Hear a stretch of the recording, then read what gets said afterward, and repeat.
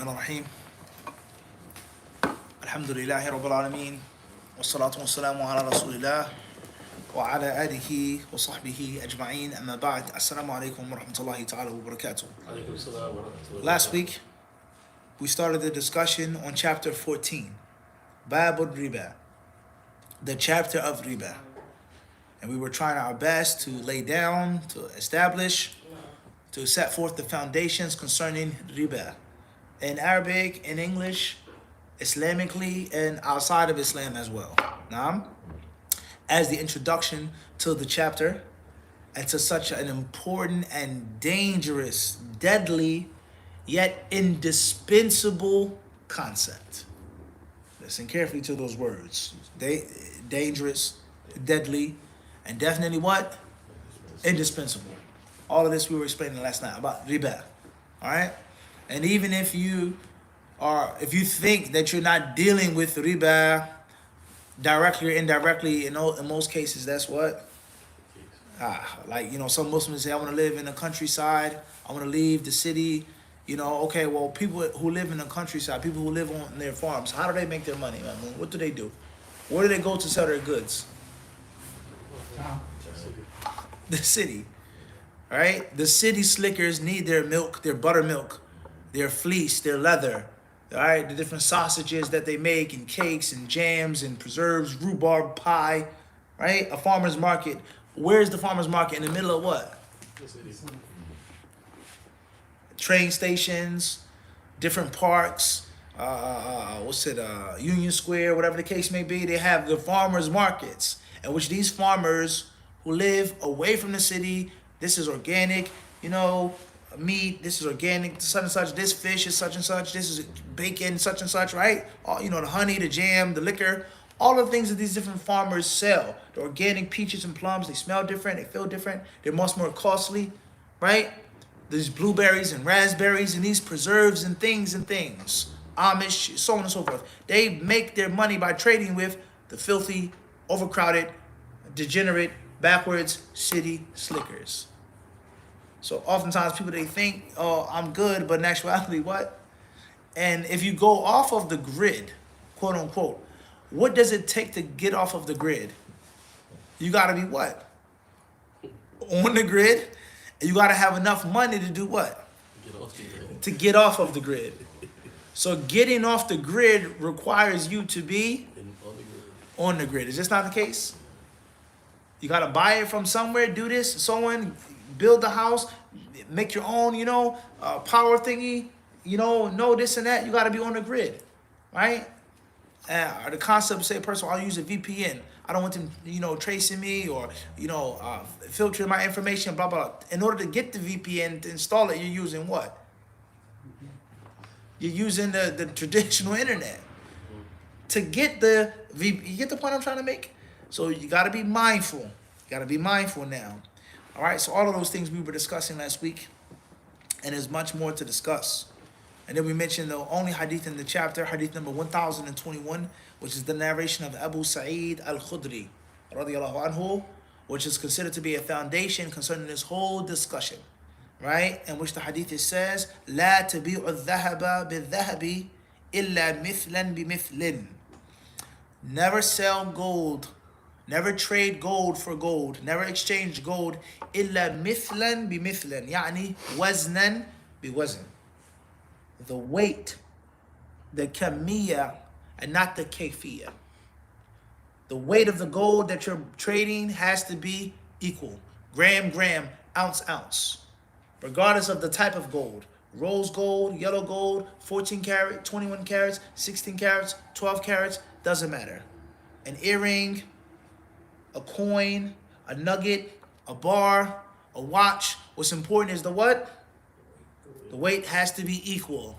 The weight cannot be, period. But how the gold is, what it looks like, new, fresh, this and that, polished, that can be what? Different. It's up to you. But the weight has to be the same. وَلَا تُشِفُّ بَعْضَهَا عَلَى بَعْضٍ. And don't add things to it to make up for the weight or the lack of weight.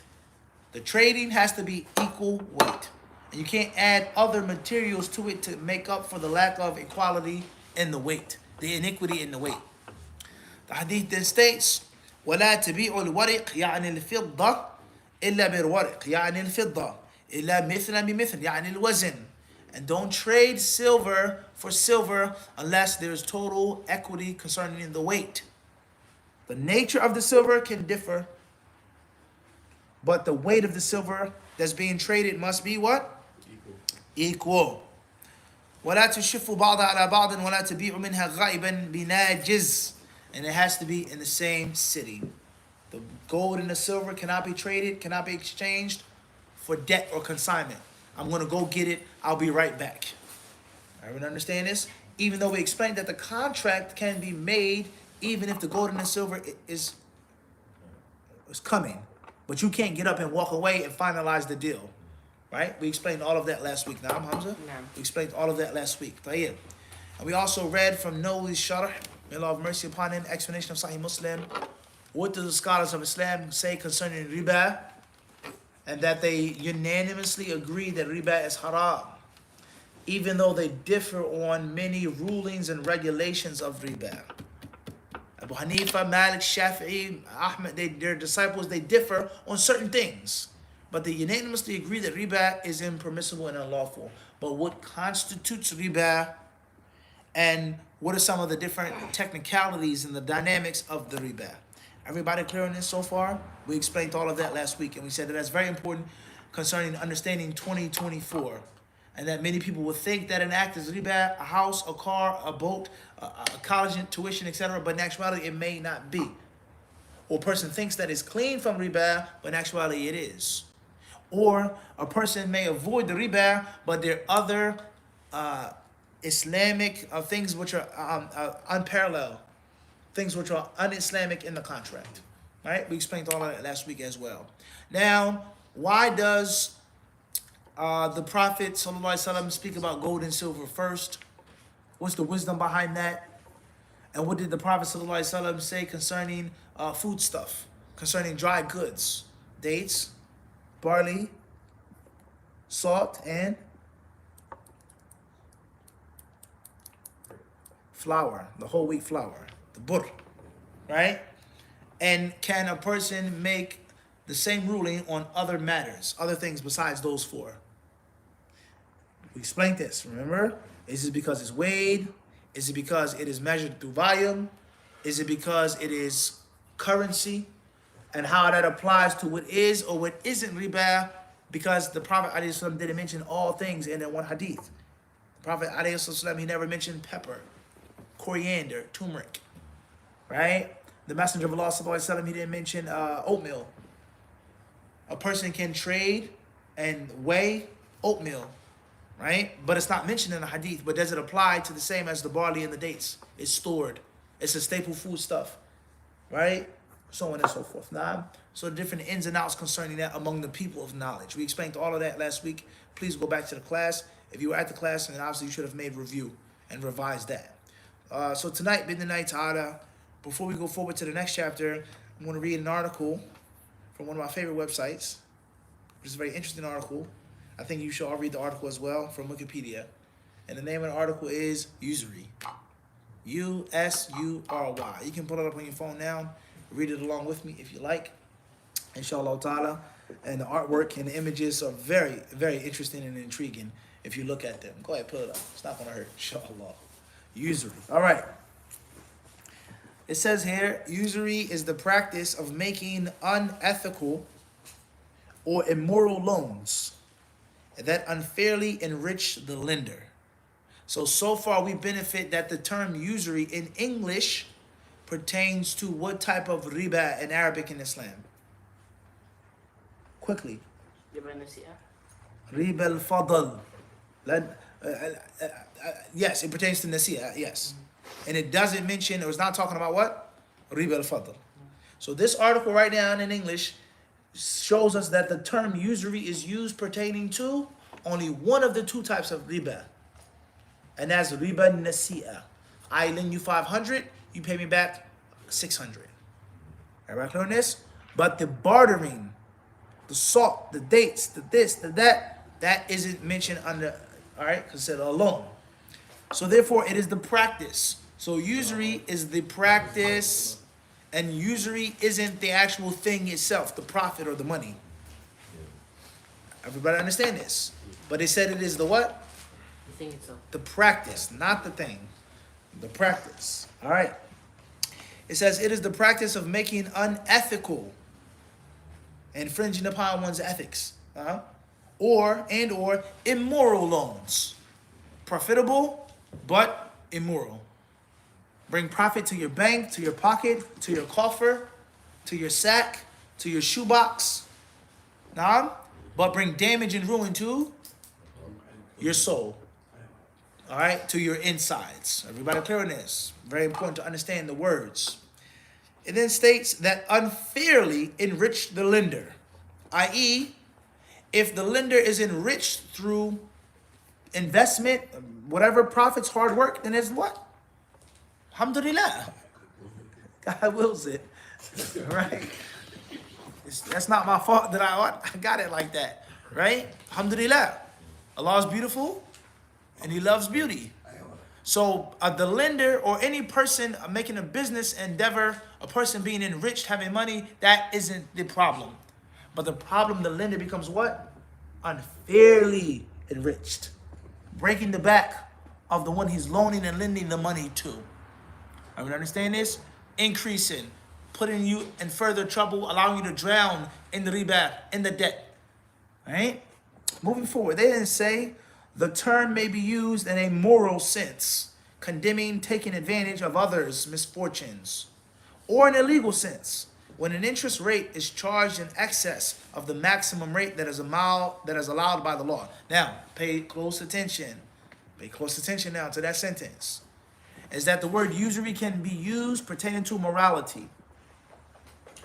And obviously, not to get too far off track or not to go into a rant too early, ranting is inevitable. It's nothing but a matter of time. We all know that a rant is going to come in the Q&A, but we don't want to prematurely rant. And as we said before, hopefully our rants, even though they're rants, hopefully they have somewhat, some faida, one or two at least, maybe, of a rant, right? The world today isn't a religious world. It isn't a world that's based off of that which pleases God. Or you're a polytheist gods. In most cases, it doesn't. In most cases.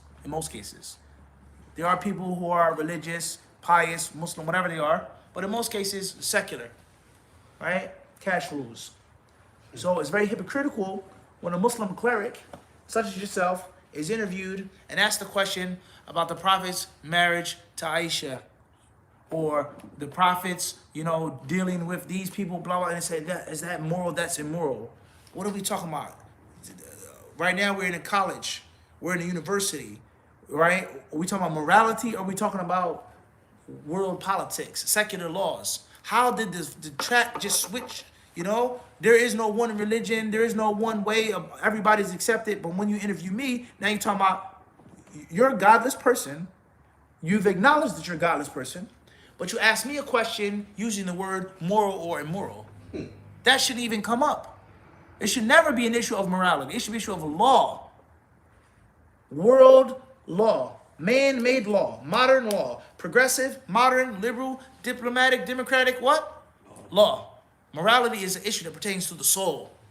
So that in itself is a problem. The cleric, you shouldn't be even answering. Don't even ask about nothing moral because me and you can't come on the same page about morality. You don't pray. You don't believe in Allah. You make shirk with Allah. You believe Allah is one of three. You believe these different gods and goddesses and ancestors. So how are we going to see eye to eye on morality? You can use the right thing to do. You can use common sense. But you can't use the word morality in which we never discuss. Morality is bent. You can talk about spirituality, but morality is subjective, right? So that's a major flaw. And as we said before, and here comes the rant, same thing applies to Palestine and to Israel. How in the world are biblical scriptures and God's promise to the chosen people to return back to Judea or Samaria or Hadith Israel, etc. How is that even coming up? How is that even being discussed? They have the right of return because God gave them that land and they were kicked out by the Romans. So how does that make sense? When the reporter is an atheist and the person sitting on this UN panel, this judge is an atheist, a self-proclaimed atheist.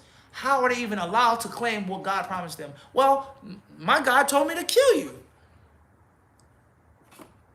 And your God says do this. And another God says that. How are we even discussing this? How is the Bible coming up? And the hypocritical thing, when someone is interviewed and they're asked about, well, didn't the prime minister say this? Kill them, slaughter them, kill the sheep, kill every chicken, every ass, every donkey, let them all pay the punishment in this biblical scripture? Isn't that called a genocide? Isn't that allowing the soldiers to indiscriminately bomb and kill? He says, I'm not a scholar on biblical theology. When it's convenient, Bible. God promised us this land, and not to the Arabs who are invaders. God promised us this land. God gave it to us. And when they're asked about what God says that goes against the modern secular country of Israel, then they say, I'm not here to talk about God. You see the blatant hypocrisy? And Muslims are never allowed to talk about this.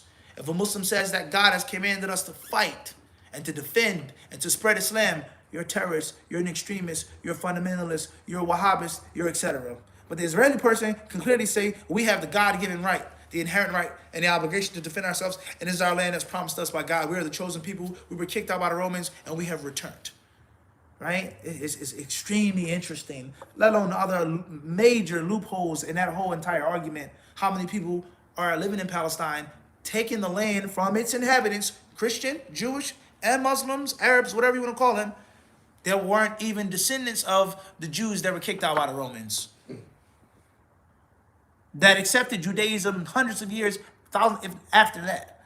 And this is one of the reasons why the DNA test is, I'm not here to talk about that. I'm just trying to show you the hypocritical games that are caused by people using a word and a term how they want to, when they want to. So therefore, the term usury can be used in the moral sense. Religion, faith, scripture, Hindu, Buddhist, Muslim, whatever you want, whatever it is. And it can also be used in the what? So don't confuse the what? The two. Biblical law or international law? Which are the two? The sutras, the Holy Quran. What are we using right now in this court? What are we using right now in today's modern standards? It's literally, it's literally mind-blowing. Wallahi. The amount of hypocrisy is mind-blowing. It's mind-blowing. Moving forward, it then states, it can be used, or the term can be used in a moral sense, condemning taking advantage of others' misfortunes, or in a legal sense, where an interest rate is charged in excess of the maximum rate that is allowed by law. So if someone is allowing interest, if the law allows interest, that's not talking about Islam. Just because the law allows interest doesn't mean that it's Islamically lawful. And that doesn't mean that it's usury. That's another mistake that many people make. Is that riba, they'll say it's only haram if it's usury, but it's not haram if it's a fixed interest rate, because it's no longer unfair. It's an advantage to the buyer. It's an advantage to the lender. It's an advantage to the lendee, so on and so. You get the point I'm trying to make? All right, so be careful. It then states, a loan may be considered usurious because of excessive or abusive interest rates or other factors defined by the law of a state that's separate from church, secular, right? Moving forward, someone who practices usury can be called a usurer, but in modern colloquial English may be called a loan shark. Allahu Akbar. Not old English, huh? Not old English, huh? But in modern slang English, he's called a what? He's a loan shark, as the poet said, right? Moving forward, huh? And just how they call him a shark. SubhanAllah. Not a dog, huh? A lion, a bear, right? A hawk, a vulture, right? A pig, huh? But a what? A shark. What's the nature of the shark?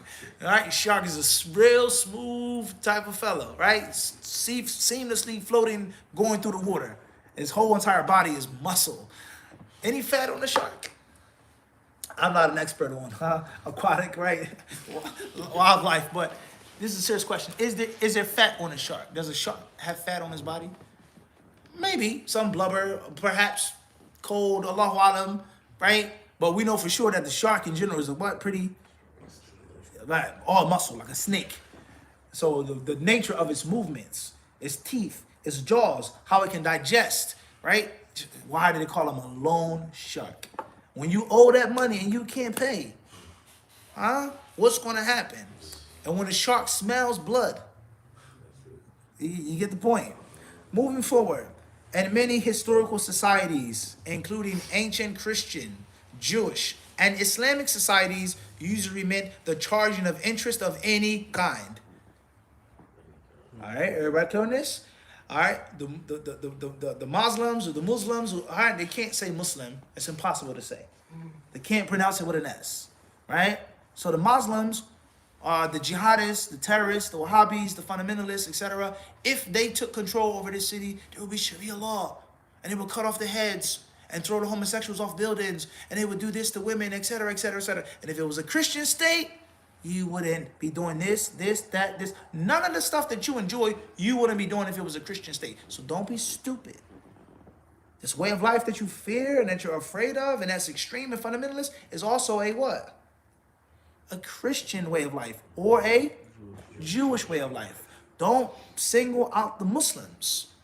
All right? It says, or was made illegal during the Sutra period in India, 7th to 2nd centuries BC. There were laws prohibiting the highest castes from practicing usury. The caste system. So if you're Hindu today, right? We don't want Muslims in our country. They're terrorists. They blow up buildings, so on and so forth. They're extreme. They make everything unlawful and impermissible. You should start with your own history as well. You should read your sutras, right? And you see what your Hindustan and Hindu way of life says about usury. The highest of castes, right? The people at the top of the food chain, they aren't allowed to do it.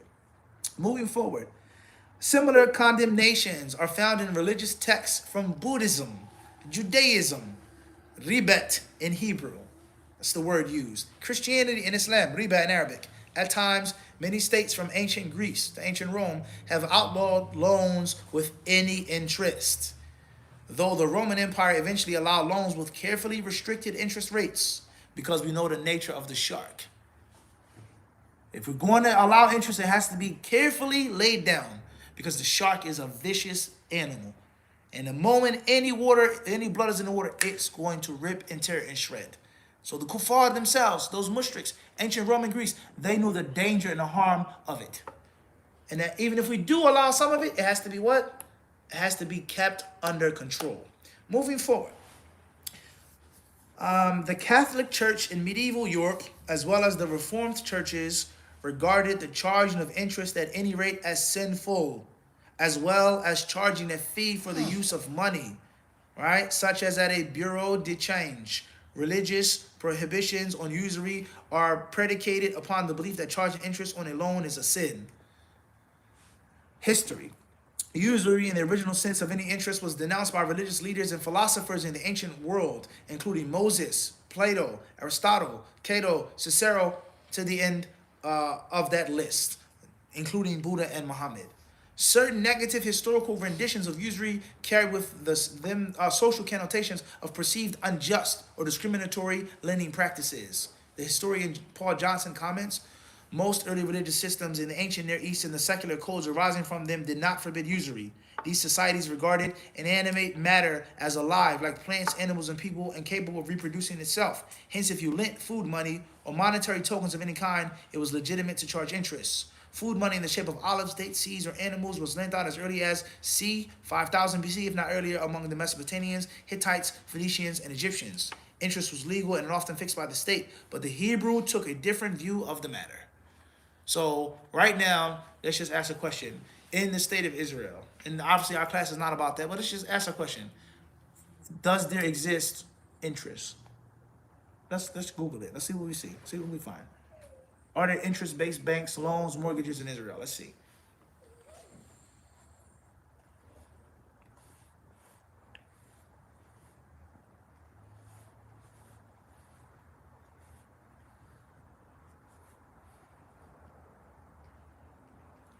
What you got? The question is, do Israel banks charge interest? Yeah, as a starting point. The interest rate that banks charge Israelis who take out household loans average around 10%. Allah Akbar. What's 10%? What's 10%? Is that a good loan or a bad loan? Interest. That's high. 10%. It's high or low? So if that's in Israel right now, how can they make the claim that it is a state following the laws of God and the way of Moses and the teaching of the holy sacred rabbis, so on and so forth? You get the problem now. All right, in which the Hebrews, according to this historian, he's saying they were the ones who went off track of those different polytheistic mushrik societies that didn't have a problem with it. The Hebrew went against the origin and said what? No to any interest. We're on the same page or not? Abdul, you with me? You guys with me or not? Moving forward. Now they talk about ancient England. In England, the departing crusaders were joined by crowds of debtors and the massacre of Jews at London and York in 1189 to 1190. Obviously, we're not here to talk about the Crusades, the good, the bad, and the ugly, but it came up in the article. And for those who say that the Western Crusades were justified because of the Turkish and Arab incursions upon Christendom, upon the Byzantines, upon Spain and Portugal, so on and so forth, okay, no problem. We get it, no doubt. Turks were, after Manzikert, they took over Anatolia. We know that the Muslims invaded Spain and Portugal from North Africa. That's clear, no doubt about that. But what did the Jews do? Why were they massacred? If the Crusades were only self-defense against the incursions of the Arabs and the Turks, what did the Jews do in Europe? Why were they slaughtered? Except because of their Aqidah. These are the killers of Christ. So before we fight the Arabs and the Saracens, we need to what? Get rid of them. We have the bloodlust and the bloodthirst. Jews have to go. And historically, the hatred between Jews and Catholics, specifically, let alone other types of denominations of Christians. So that in itself is interesting. Anti-Semitism, right? Okay, these Arabs, they hate the Jews. That's all you hear. They want to kill Jews. They want to slaughter Jews. Hamas has promised to kill as many Jews over and over again. And this comes from a Christian country, a Christian reporter, someone who has historically been at the throats of Jews, when the only safety and protection that they ever experienced in that time was from the Muslims. Isn't that a bit hypocritical? Isn't a bit off intellectually? Moving forward, in England, the departing crusaders, before they went on the crusade, they massacred the Jews at London and York in 1189 and 1190. In 1275, Edward I of England passed the statute of the jury, which made usury illegal and linked it to blasphemy in order to seize the assets of the violators. I said, I've taken them what? Turned them into one kingdom. Moving forward, scores of English Jews were arrested. 300 were hanged, and their property went to the crown. It's just that simple. It's just what? It's just that simple. Right? We'll burn you, hang you, but of course we want to take your money. Moving forward, in 1290, all Jews were to be expelled from England, allowed to take only what they could carry. Allahu Akbar. Huh? Right? Israel is a safe haven for Jews that were suffering in the Arab countries. They were, being kicked out. Anti-Semitism, them being kicked out of their homes is a European problem. Always has, and it is. Never fall for the lies that the media is telling you, even if those lies roll off the tongues of people who say that they're Muslim and they're fighting for the Palestinians who submit to those blatant lies. Moving forward, and it's just Wikipedia, Ali. It's not no secret dungeon book. It's not no crazy book in my library. Some weird. This is a mainstream. Google. Everyone has access to.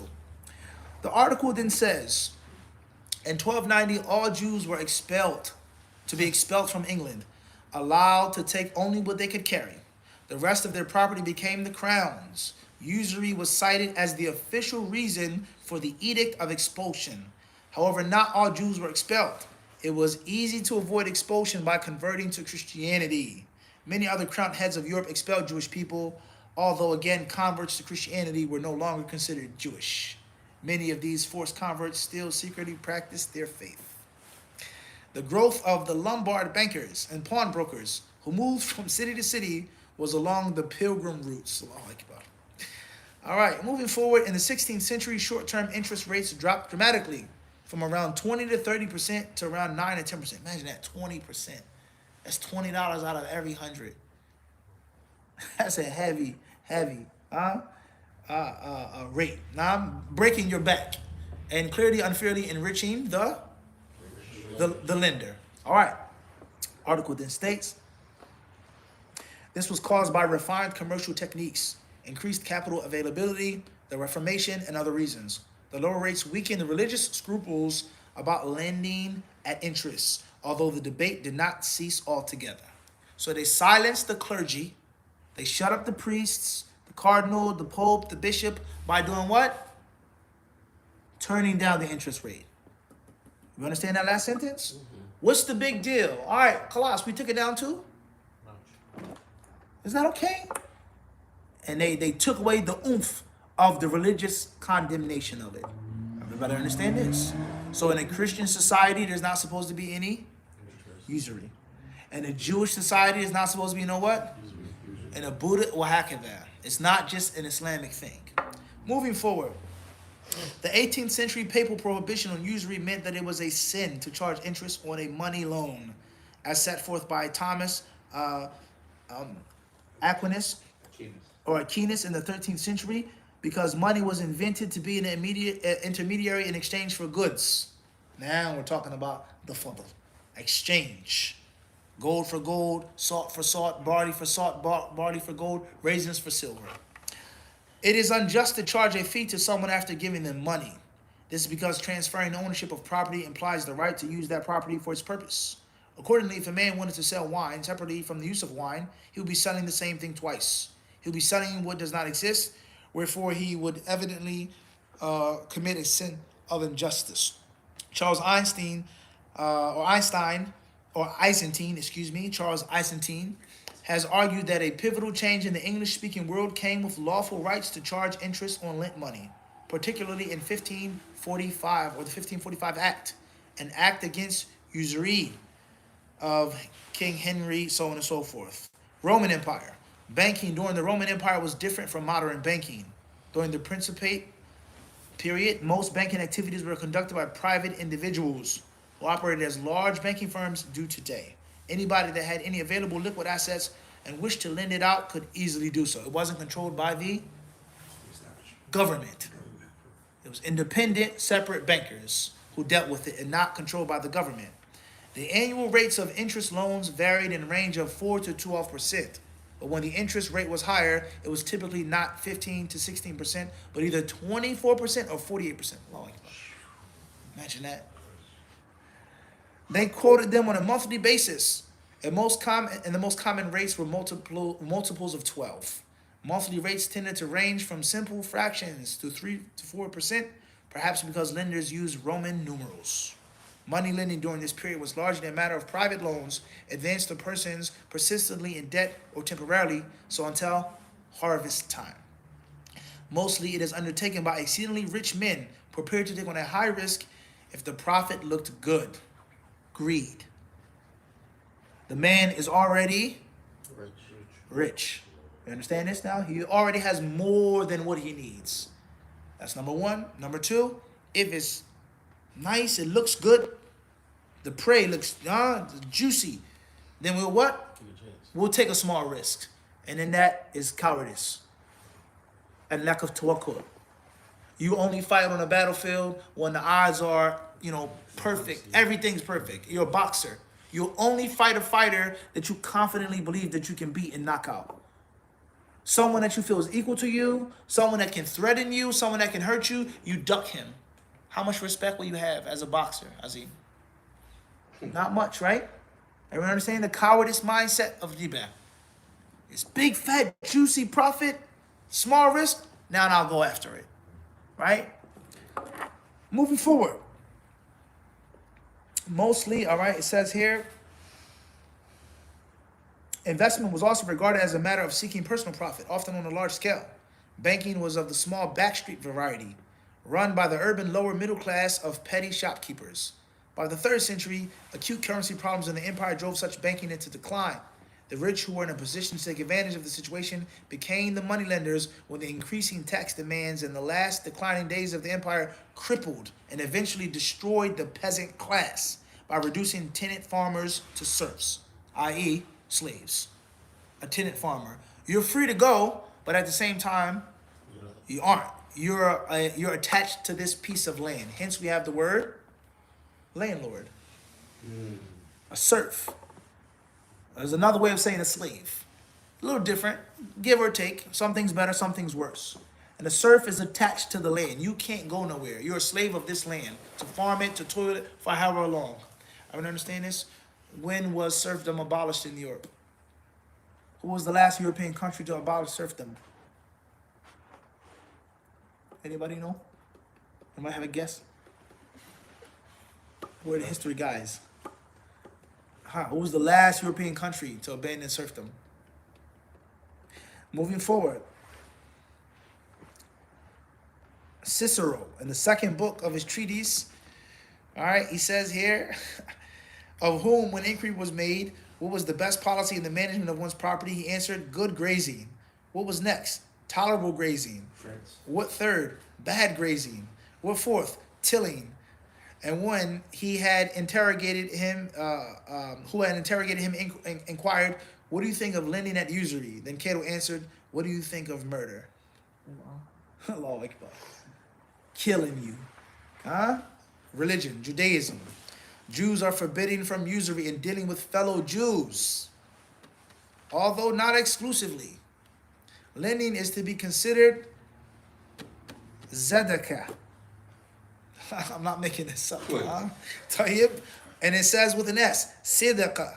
Hebrew is the Hebrew word meaning righteousness, but commonly used to signify charity. This concept of charity differs from the modern Western understanding of charity. The latter is typically understood as a spontaneous act of goodwill and a marker of generosity. Zadaqah is an ethical obligation. Allahu Akbar. Ethical obligation to Jews to be charitable, to give charity, and not on the spot. Let me give something to a bum on the street because I feel bad. But it's supposed to be a regular cycle of you what? Giving. It then states, however, there are permissions to charge interest on loans to non-Jews. Someone who isn't a Jew, he isn't exclusively in a club, what? Tafaddal. You do whatever you got to do. It's no sin, right? It isn't immoral. It isn't unethical. It's no longer unfair because the person inherently is inferior.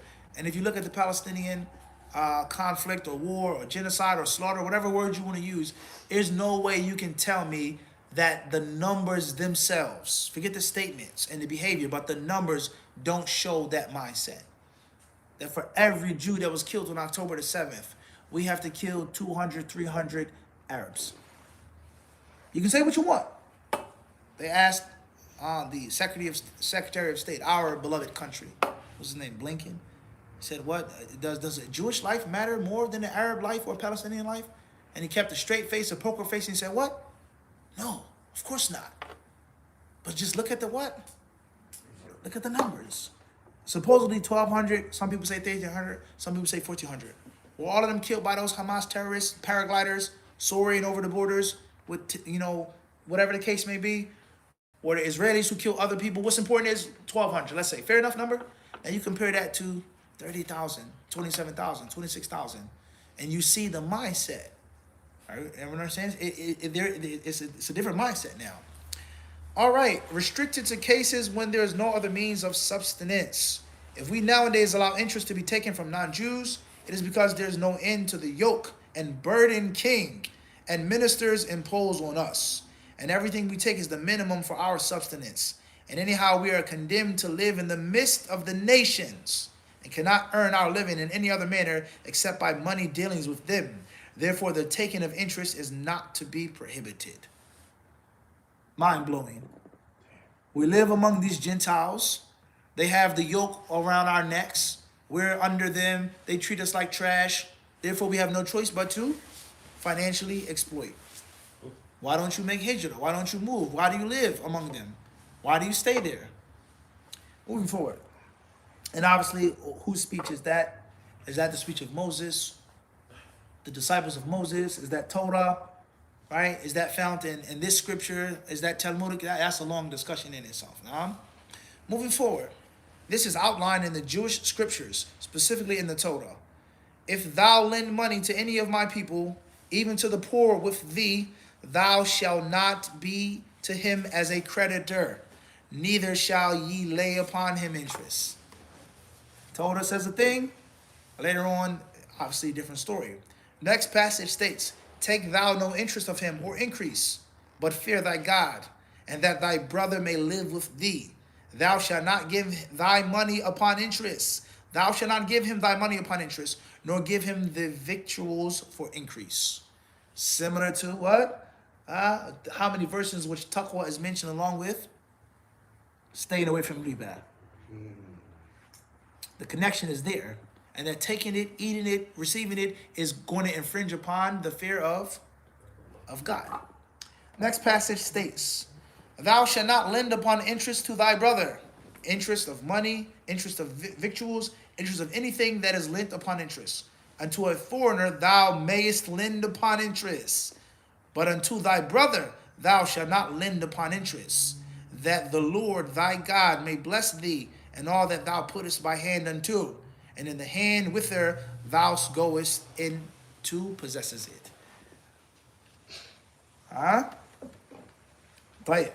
Moving forward, no barakah with riba. That hath withdrawn his hand from the poor, that hath not received interest nor increase, hath executed mine. All right, to the end of that, the message is clear.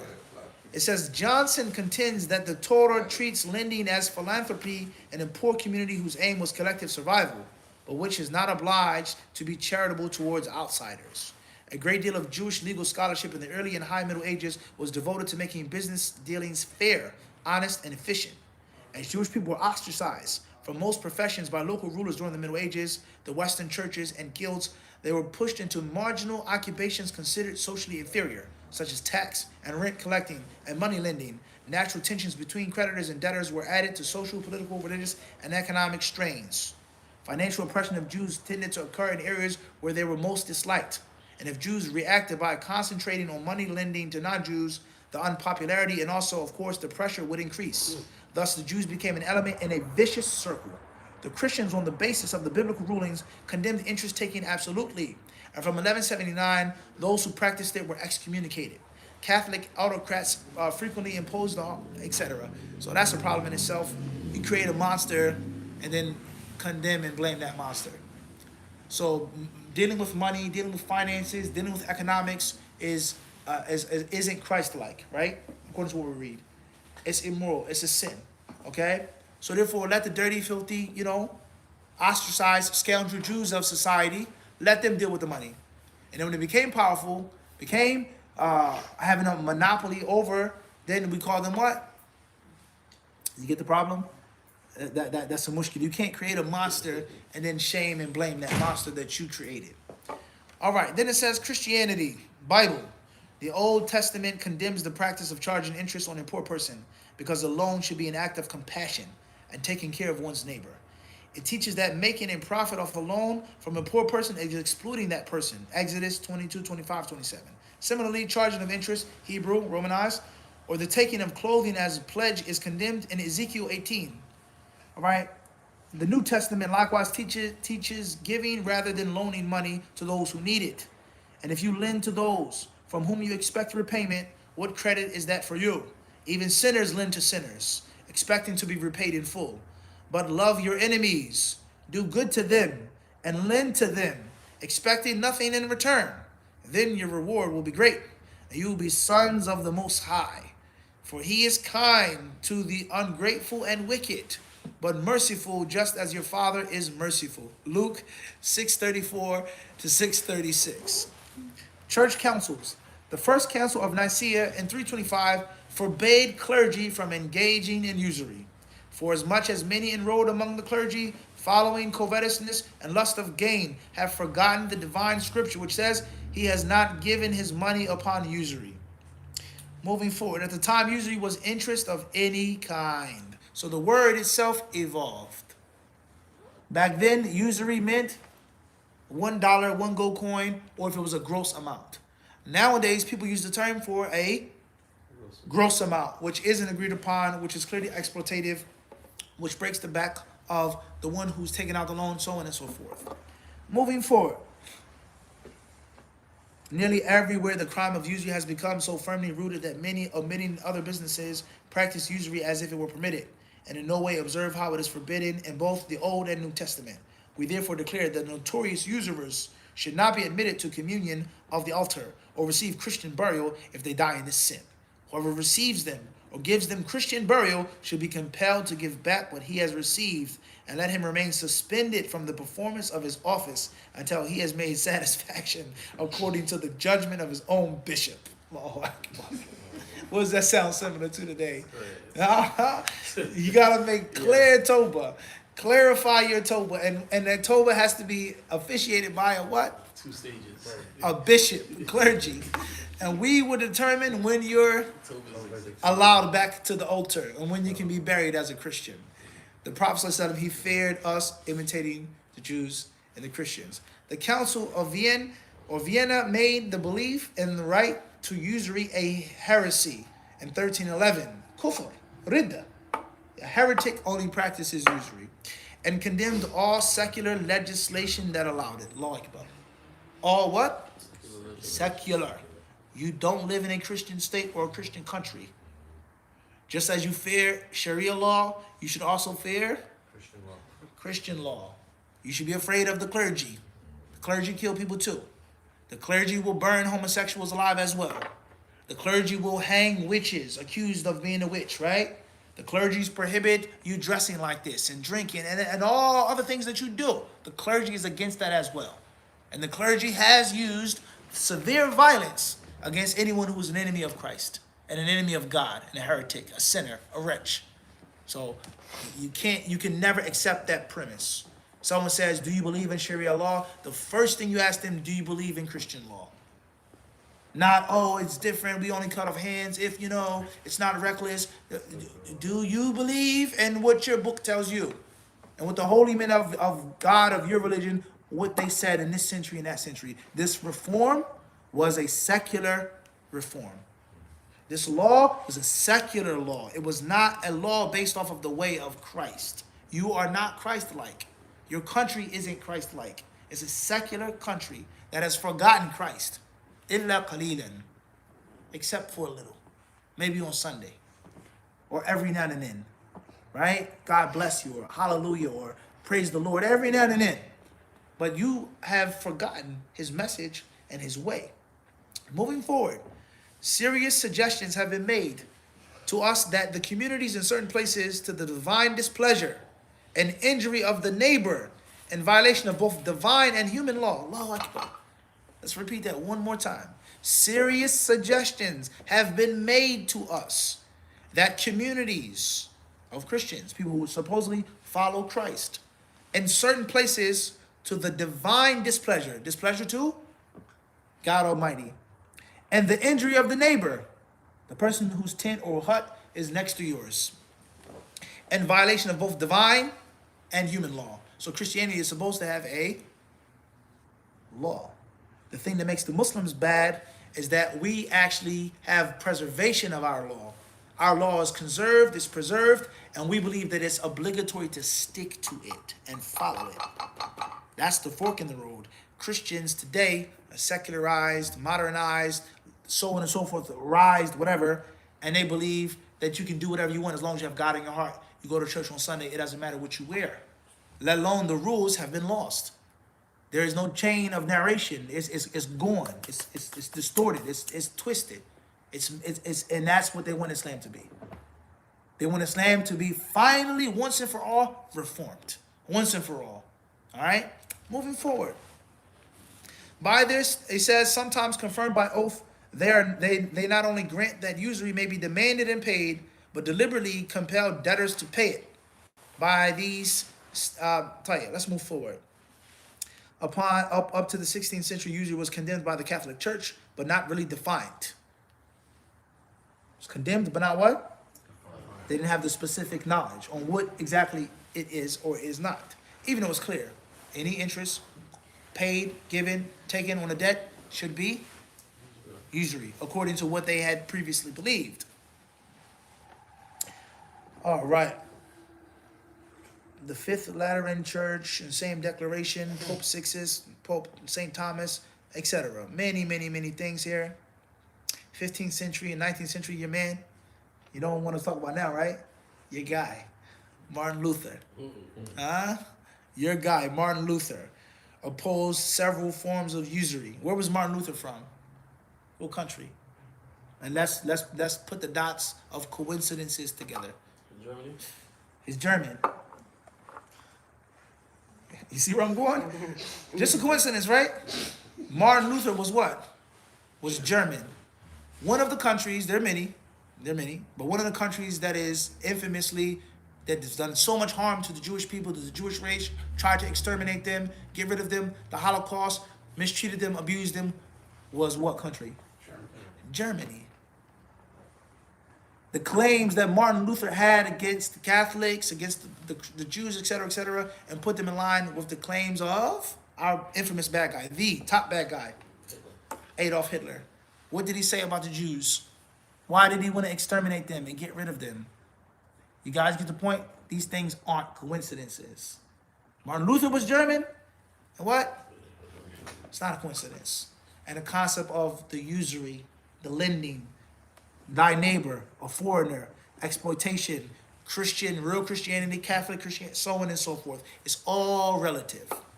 Martin Luther opposed several forms of usury, publishing and republishing multiple treatises on the subject. Christians, Luther argued, should not act in self-defense, should give when asked, and in the lowest degree should lend, expecting nothing in return. On those grounds, making a loan with anticipated profits and with required payment and hence little risk for the lender is a form of self-service that goes against love of neighbor, defining lend as lending without interest or fee. Luther encourages lending for the purpose of aiding the borrower. Allahu Akbar. The greatest benefit is supposed to be for who? Not the lender. The lender gets the spiritual benefit, yes, the good deeds. But the fa'idah is supposed to be the one who's needy. And it isn't supposed to be for the lender. All right, moving forward. Westminster, this is steep. Concerns about usury included the 19th century Rothschild loans to the Holy See, and the 16th century concerns over abuse of Zinskauf clause. This was problematic because the charging of interests can be argued to be a violation of doctrine at the time, such as that reflected in 1745, etc. 20th century, the 1917 Code of Canon Law instructed church administrators to set aside funds to be invested profitably. It permitted lending with interest under normal legal conditions as long as excessive interest was not charged. So you see the 20th century, Christianity took a big what? A big jump. And they jumped way out of the boundaries. As time went on, they argued, clergy, this council, the 20th century, 1917, they said it can be done with conditions. And those conditions are subject to the secular laws. The Catholic Church has always condemned usury. But in modern times, with the rise of capitalism, the previous assumptions about the very nature of money have been challenged. And the church had to update its understanding of what constitutes usury to also include the new interest taking. Updating our Islam. We have to update our fiqh. We have to update our deen. We have to update our Sharia law. Jesuit philosopher Joseph Rickaby, writing at the beginning of the 20th century, put the development of economy in relation to usury this way. In great cities, commerce rapidly ripened and was well on towards maturity 5 centuries ago. Then the conditions that the render interest lawful and mark it off from usury readily came to obtain. But those centers were isolated. Here you might have a great city, Hamburg or Genoa, an early type of commercial enterprise, and 50 miles inland, society was in infancy, and the great city was a part of another world. Hence, the same transaction, as described by the letter of the law, might mean lawful interest in the city, and usury out in the country the two were so disconnected. He further gave the following views of the development of the Catholic practice. In such a situation, the legislator has to choose between forbidding interest here and allowing usury there, between restraining speculation and licensing oppression. The medieval legislator chose the former alternative. Church and state together enacted a number of laws to restrain the taking of interest, laws that, like the close of infancy, are not to be scorned as absurd restrictions, merely because they are inapplicable now and would not fit the modern growth of nations. At this day, the state has repealed those laws, and the church has officially signified that she no longer insists upon them. Still, she maintains dogmatically that there is such a sin as usury, and what it is as defined in the Fifth Council of Lateran. The moral of the story is, dogmatically, practically, day to day, no. The modern society can never ever go along with the ancient teachings. Hijrah, economic independence. You get the point I'm trying to make. Modern era, the congregation of the missionary sons of the Immaculate Heart of Mary. You got that? The Jama'ah is called the what? The congregation of the missionary, da'wah, the da'is, call us to Christianity, of the Immaculate, they're sons of the Immaculate Heart of Mary, Maryam alayhi salam. No doubt we believe she had an immaculate heart, but not the Mary you're talking about, and that you make a God and a deity and a goddess and the mother of God and so on and so forth. All right, let's move forward. Islam. Riba, usury, is forbidden in Islam. Specialized codes of banking have developed to cater to investors wishing to obey Quranic law. The following quotations are English translations from the Quran. Those who consume interest. Now, obviously, the article is using riba here, usury there, and interest there. Problem or not? Did we see the interchanging of those terms in Christianity and Judaism at all? They stuck to one word, which was usually, and then the offshoot was interest. All right. They quote, O believers, do not consume interest, multiplying it many times over, and be mindful of Allah, so you may prosper. We forbade the Jews certain foods that had been lawful to them for their wrongdoing, and for hindering many from the way of Allah, taking interest despite its prohibition, and consuming people's wealth unjustly. We have prepared for the disbelievers among them a painful punishment. The attitude of Muhammad to usury is articulated in his last sermon. Verily, your blood, your property are as sacred and inviolable as such, or as the sacredness of this day of yours, and this month of yours, and this town of yours. Behold, everything pertaining to the days of ignorance is under my feet completely abolished. Abolished are also the blood revenges of the days of ignorance. The first claim of ours on blood revenge, which I abolished, is that of the son of Rabi'ah ibn al-Harith, who was nursed among the tribe of Sa'd and killed by Hudayl. And the usury of the pre-Islamic period is abolished. And the first of our usury I abolish is that of Abbas ibn Abdul Muttalib, for it is all abolished. One of the forbidden usury models in Islam is to take advantage when lending money. Examples of forbidden loans, such as a person borrowing $1,000 and the borrower is required to return $1,100. The above agreement is a form of transaction which is a burden for people who borrow, because in Islam, lending and borrowing are social transactions aimed at helping others, not like a sale and purchase agreement that is allowed to be profitable. Hence, a rule of thumb used by Islamic scholars is, where's Muzammil? كل قرض جرى نفعا فهو ربا. Did we not mention this? Right, you see the card, that's not from my top pocket. كل قرض جرى نفعا فهو ربا. Every loan that ends up in profit is automatically riba. A rule of thumb. Any loan in which the lender profits in the end is what? Riba. No matter what it's called, how little, how much, electronically, gold, silver, shoebox, kullu qardin. Any loan in which I end up getting any type of benefit from it is riba. End of discussion. In literature, in the Divine Comedy, Dante places the usurers in the inner ring of the seventh circle of hell.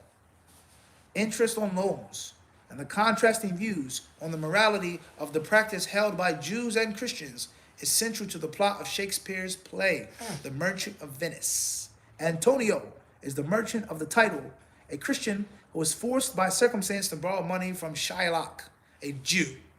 Shylock customarily charges interest on loans, seeing it as good business, while Antonio does not, viewing it as morally wrong. When Antonio defaults on his loan, Shylock famously demands the agreed upon penalty, a measured quantity of muscle from Antonio's chest. This is the source of the metaphysical phrase, a pound of flesh. I demand a what? A pound of flesh. The power of those plays of Shakespeare. Different prejudices, racism, all different things come from the works of Shakespeare. Right? Was it Shakespeare or Sheikh Zubair? What's his real name? H. You going with that? Sheikh Zubair? Moving forward. Antonio's chest. Abdul, pay attention. Stay focused now. Often used to describe the dear price of a loan or business transaction, Shakespeare's play is a vivid portrait of the competing views of loans and use of interest, as well as the cultural strife between Jews and Christians that overlaps it. By the 18th century, usury was more often treated as a metaphor than a crime in itself. So Jeremy Bentham's defense of usury was not as shocking as it would have appeared 2 centuries earlier. Usury law in England, Canada, Hong Kong, Japan, United States, federal regulation, Texas, avoidance mechanisms and interest-free lending, Islamic banking. In a partnership or joint venture where money is lent, the creditor only provides the capital yet is guaranteed a fixed amount of profit. The debtor, however, puts in time and effort but is made to bear the risk of loss. Muslim scholars argue that such practice is unjust.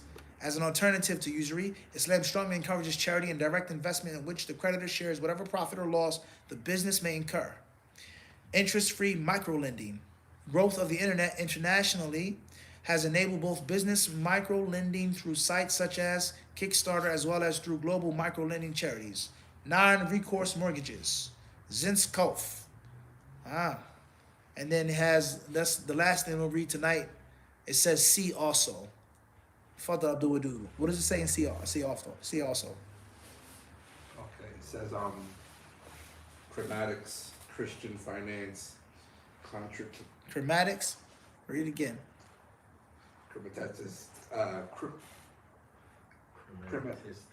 chromatistics, Chromatistics. right? Christian finance, contractum, Trinius, debt trap diplomacy, greed, history of banking, history of pawnbroking, loan sharking, traditional occupation of mafiosi. Allahu Akbar. Money changing, payday loans, predatory lending. Don't forget, Gambinos, what? Don't forget, interest, title loan, Usury Act 1660, etc. Obviously, this is just what? One what? Source. Mainstream article. Nothing hidden, nothing in which you need another language or a level of degree to understand. A basic, simple Wikipedia article that can change the way you look at everything. From dawah to fiqh, to fatwas, to Islamic mortgages, to modern day Islam, watering it down, whitewashing it, however, it's a rich article in which you can take so much from it. We ask Allah subhanahu wa ta'ala to guide us and to forgive us. Inshallah ta'ala, let's see what we have for next.